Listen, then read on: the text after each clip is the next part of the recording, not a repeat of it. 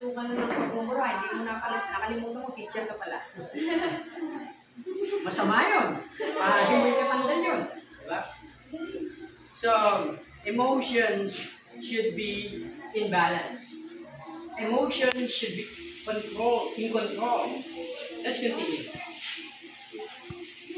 Ang emotions ay kasama ng ating mood, ng temperament, personality, disposition, at emotion din ay katugon ng ating pagkakaroon ng gana o motivation. It drives us, yung motivation. Let's continue. There are categories of emotions. Malapit na ba tayo matapos?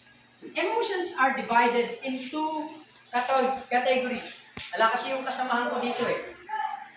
Yung aking kasamahan ay sinabi ko, meron tayong primary emotions. Alam niya na agad kung ano yung mga primary emotions. Pag sinabi ko, secondary emotions, sasagot na agad siya. These are the secondary emotions.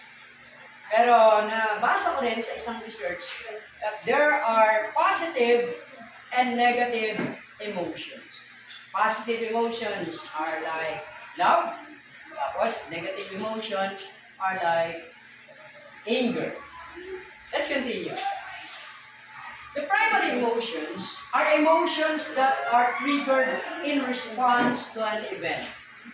Let's continue. Primary emotions, nabubulong na ako, supposed to be here in our class, not in this class, in our class, master's class. Binablang ko konting oras nyo, no?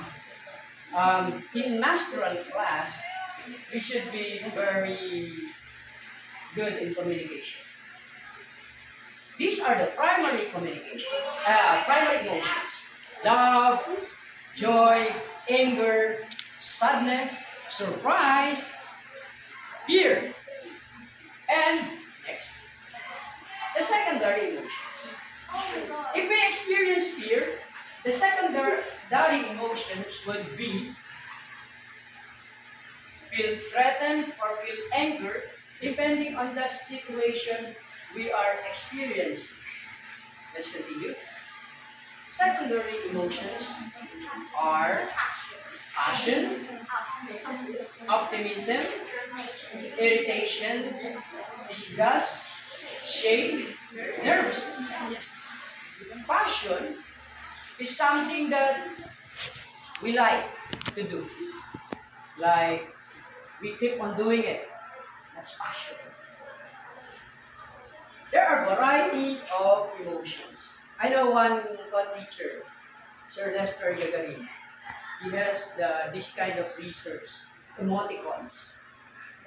He studied about different kinds of emoticons and its meaning. Maybe during his time, Facebook is already there. Alam ko kung nagumamit ito ay Yahoo. We have before Yahoo. We have Yahoo chat and we have these different kinds of emotions. Let's continue. Human emotion. Human emotion is innate or normal in all of us. It's something we're born with, something we die with. Hindi tayo naging tao kung wala tayong emotion. Happiness, sadness, love, hatred, worries, indifference, these are things that constantly occur in our lives. Dahil sa emosyon, nagkakaroon tayo ng buhay. Nagkakaroon tayo ng pakialam. Nagkakaroon tayo ng reaksyon. Continue tayo. There are a variety of emotions. We have positive human emotion and negative human emotion. Continue. Positive emotions. Ganito rin yung mga classmates ko din. Parang makikinig. Positive emotions are hopeful, confident, peaceful. That brings good to others. Let's continue. Negative emotions. Negative emotions sap your energy and in the negative emotional state, you find. So, ano bang bagay that's negative emotion? Ano bang bagay naman na nagpapabuti ng iyong kalusugan? That is what we call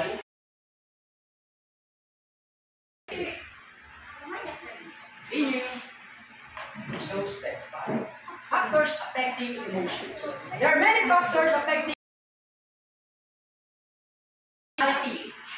This is who we are. Next, culture. This is the way of our lives.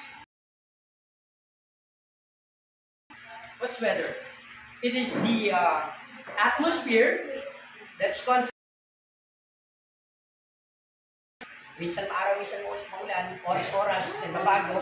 That's weather. Para din ugali ng tao.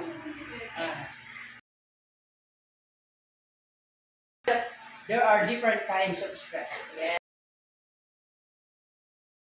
Stress. And then we have bad stress, that's distress. Let's continue. Age.